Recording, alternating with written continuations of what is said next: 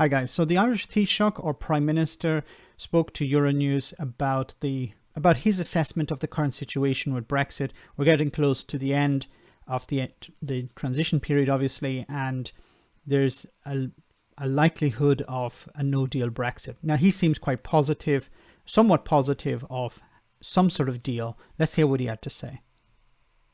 I think it's important, given the enormity of the issues here, the enormity of the implications, negative, may I say, in terms of the economy of the United Kingdom, of Ireland and Europe, that we must use all the available time that we have to reach an agreement. Because I say it straight out, I believe a no deal would be very damaging to our economy, to the United Kingdom's economy, and indeed to Europe as well. So it's something I just want to say about this.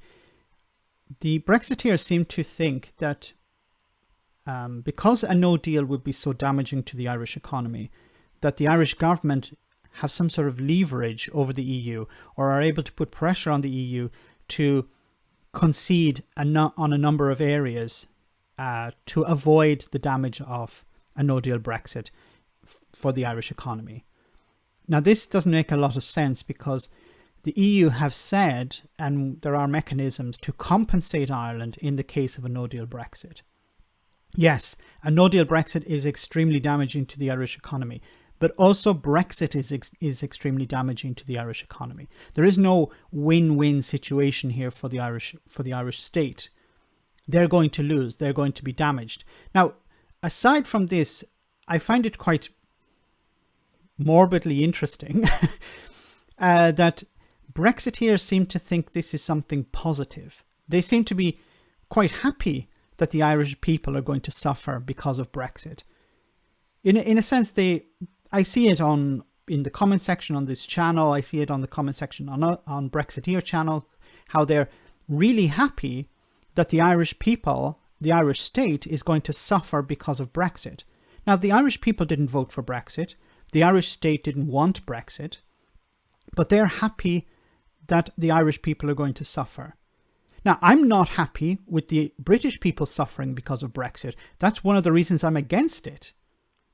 It's damaging to the ordinary people of Britain. It's a disaster. I just find it really weird that Brexiteers are happy that the Irish people are going to suffer because of Brexit. Politicians have an obligation to the people that they represent. So we should use the time as much as we possibly can.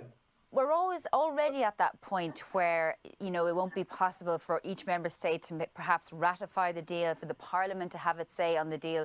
So what will happen if it takes another week or so? Will there be a bridging situation? Could you apply the deal that was agreed prior to ratification in January? So what's the situation there? What could happen? Well, our immediate focus obviously is in trying to make sure that the EU and the UK can arrive at a deal that will be satisfactory in terms of a future relationship. Europe has it within its capacity to develop proper ratification procedures. It is tight, I acknowledge that, and time is running out. But I do believe that with some degree of creativity, we can facilitate the ratification of a deal, perhaps on a staged basis. But I think it's one that we can satisfactorily resolve. Okay, he's not telling you a lot there. He's not giving us a lot of information. Now, what he's trying to work around and avoid answering is, yes, what's possible now, and it's probably the likely scenario, is that Boris Johnson and the EU will agree something. Now, it's not guaranteed, but this is, possible. They'll agree something, but there won't be time in the European Union to ratify it before the end of the transition period. So what will happen is it will be agreed and then it will be ratified sometime next year, maybe in February, maybe in March, we don't know. Now this is a problem because the transition period will end. There will be a no deal scenario maybe in January or maybe half of January. We don't know yet. We don't know how long it will take to get ratified. But there will be a period where the UK will be operating without a deal. Now, we don't know how that's going to impact the economy. We don't know how that's going to impact society, because it's not that the UK will leave without a deal and there will be nothing. there will be a stopgap, there will be a period where there will be no deal. And what's going to happen in the ports, what's going to happen with trade remains to be seen. But I do think what's going to happen, this is probably the scenario, that there will be a deal, there won't be time to ratify it before the end of the transition period, and then it will be ratified by European Parliament sometime next year.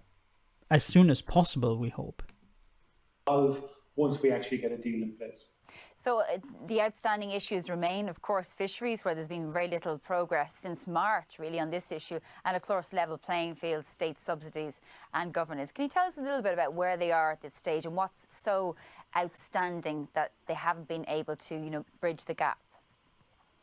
Well, I think they've gone quiet in the last 2 to 3 weeks, the negotiating teams on both sides, which we take as a good sign, in the sense that it's fair to assess that there's been a degree of intensive negotiations over the last number.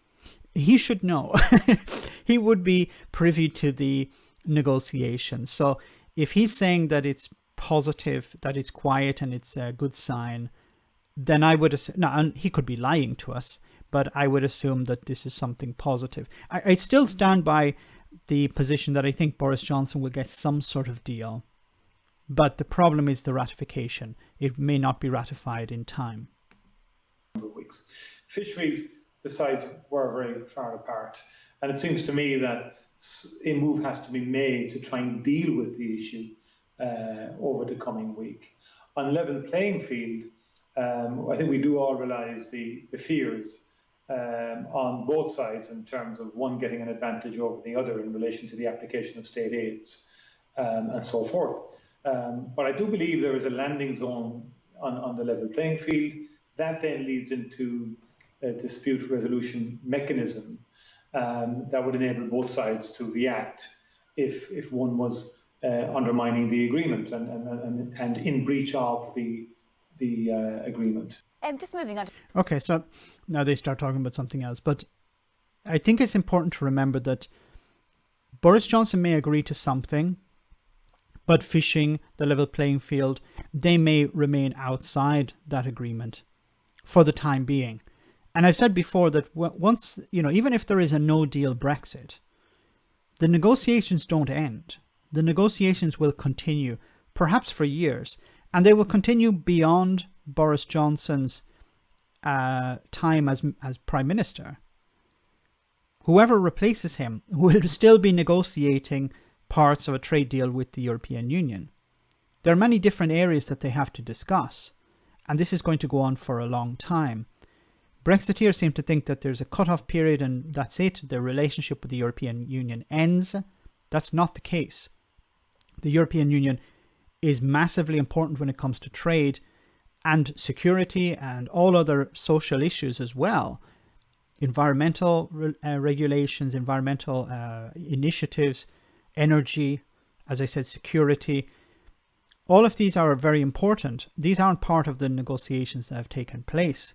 These will have to be negotiated going forward. It's going to be interesting to see how all of this comes together before the end of the transition period. We're not going to actually see the contents probably of the agreement that is actually signed off between Boris Johnson and the EU. But it does... I still feel that Boris Johnson will get something, and then it will, but it won't be ratified in time, and we will see a no-deal Brexit scenario in January. Let me know in the comment section, guys, what you think about all of this. As always, your comments are greatly appreciated. Thanks a lot.